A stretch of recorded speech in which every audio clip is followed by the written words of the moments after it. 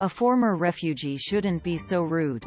But Minnesota Representative Ilhan Omar put her crassness on display early Monday when she posted an obscenity-riddled stand-up comedy bit from the late, legendary comedian George Carlin.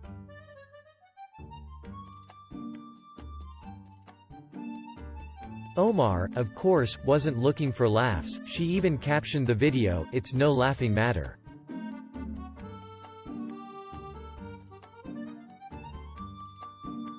What the Democrat was obviously doing, though, was giving a platform to the liberal canard that the greatest country the world has ever seen is running out of the energy that made it great.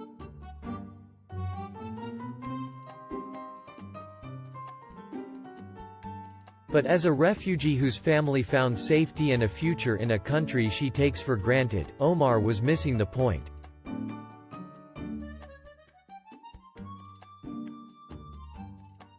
The video was from an appearance Carlin made in 1992 at the formerly named Paramount Theater at New York's Madison Square Garden, now the theater at Madison Square Garden.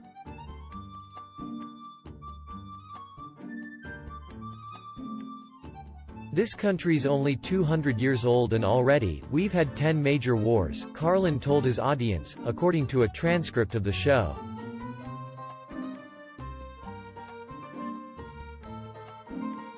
We average a major war every 20 years in this country, so we're good at it.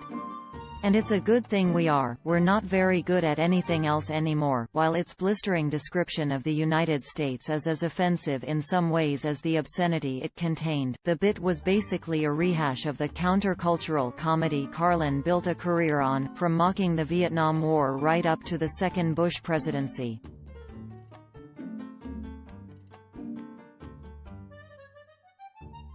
But that relentlessly negative outlook on America was doubtless what appealed to Omar the most.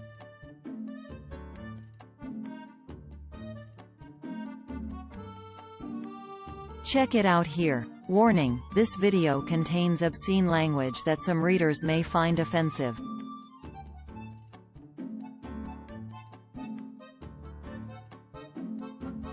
Since there's always a good chance of finding a fair number of knuckleheads following a Twitter account belonging to someone like Ilhan Omar, it's no surprise that a lot of the responses thought this was just great.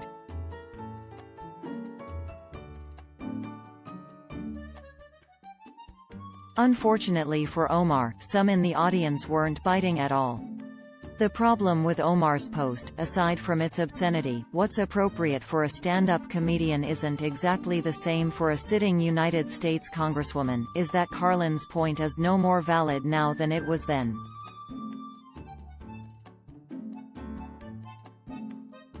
Is the United States of America remarkably good at making war? Of course it is, which is the major reason there even is a United States of America, as opposed to some balkanized collection of colonies under various European rulers.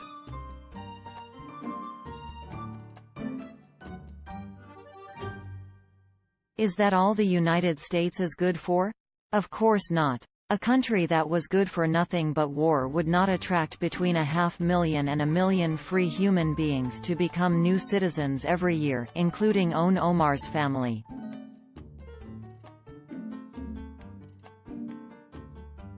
A country that was good for nothing but war would not be a global economic leader that enriches its trading partners as much as itself.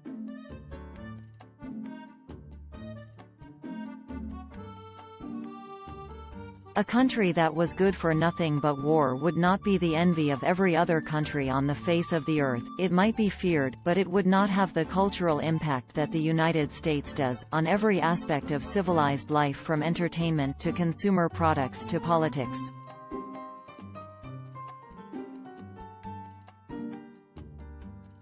George Carlin was a supremely talented entertainer who used a gift for biting sarcasm and withering humor to amass a fortune worth about $10 million when he died in 2008.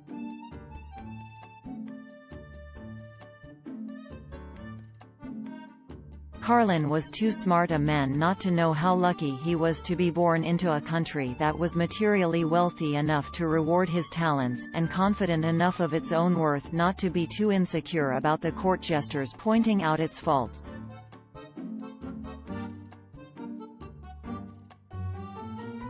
Unfortunately, Democrats of the 21st century, the likes of Ilhan Omar, Alexandria Ocasio-Cortez, and others Rep.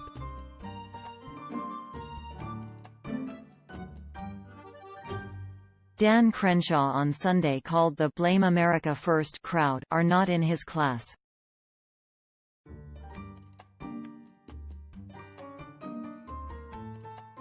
Crenshaw was appropriating a quote from President Ronald Reagan's United Nations Ambassador Jeane Kirkpatrick.